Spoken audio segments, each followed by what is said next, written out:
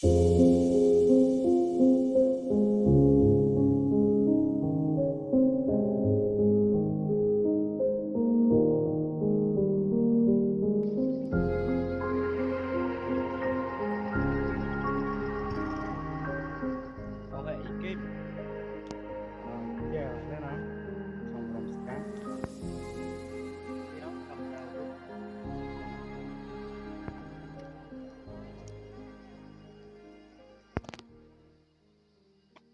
em nó vì chạy ở suốt ra để nó lệ nó vừa ra ông còn thấy em chứng mất em gà để dựa xa là học dựa em gà sẽ phải đi lại là bài đi thì treo bằng gà với xíu mà đó vậy vậy đấy không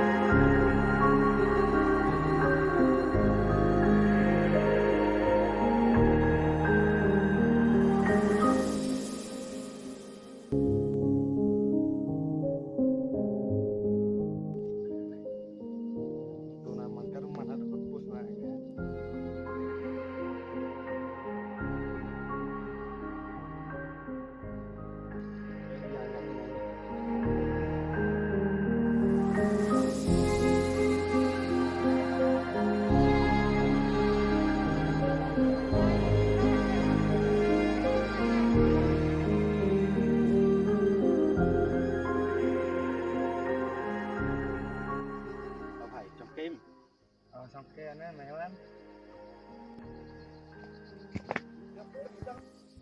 em view một vòi mệt nè với cái mình một vòng ống nữa đây nhà đó em này cũng bây giờ xem những cái hầm và anh nó ra người ngày không em ra ini nè cái gì vậy nè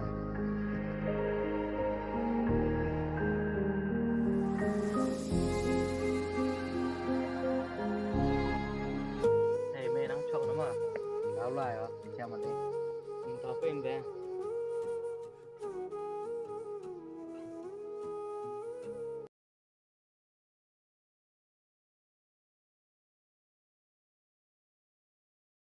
Nó trong kỳ cái gì đó. Ở trên từ cái sumi. Biết. Thế thì nhìn đó.